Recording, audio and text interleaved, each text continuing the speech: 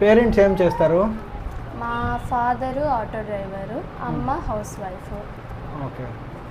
మా ఫాదరు రోజు డ్యూటీ చేస్తూనే మా ఇంటిని రన్ చేస్తారు. మీకు ఎంతమంది మీరు సిబ్లింగ్స్, అన్నదమ్ములు, అక్క చెల్లెళ్ళు? నాకు ఒక తమ్ముడు. నువ్వు మీ తమ్ముడు. నెక్స్ట్ నువ్వు ఇప్పుడు ఫర్దర్ ఏం చదవాలనుకుంటున్నావు? ఏంటి నీ కెరియర్ ప్లాన్ ఏంటమ్మా? నాకు చిన్నప్పటి నుండి కూడా డాక్టర్ అవ్వాలని డ్రీమ్.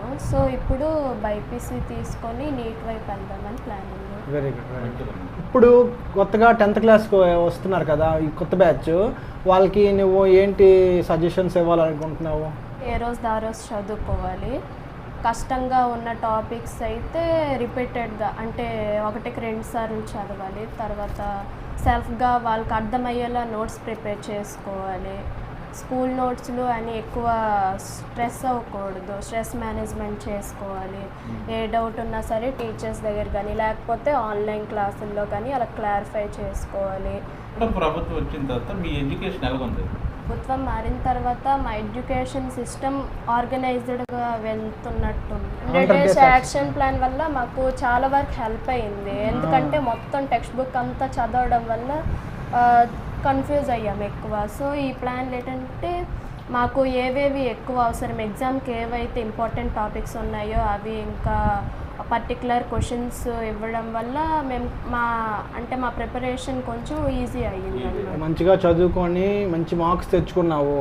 మీ పేరెంట్స్కి, మీ స్కూల్కి, మీ వీధికి, అందరికీ, మన ఊరికి మంచి పేరు తీసుకొచ్చావు. అలాగే నువ్వు అనుకున్నట్టు మంచిగా బైపీసీలో చదువుకొని నీట్లో ర్యాంక్ తెచ్చుకొని డాక్టర్ అవ్వాలని మనస్ఫూర్తిగా కోరుకుంటున్నాను.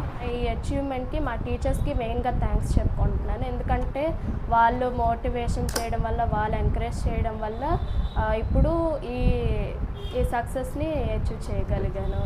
చూసారు కదమ్మా, మీ పిల్లలు వాళ్ళ వయసుకు మించి వాళ్ళ మాటలు వింటుంటే నాకు ఆశ్చర్యంగా ఉంది. చాలా మెచ్యూర్డ్గా మాట్లాడుతుంది మీ పాప.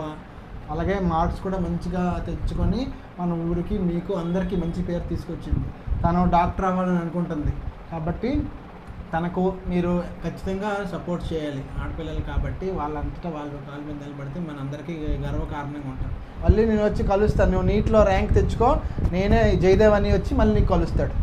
ఓకేనా? తెచ్చుకుంటావా? మంచి ర్యాంకు, ఎంబీబీఎస్ సీట్ తెచ్చుకోవాలి. Okay, all the best.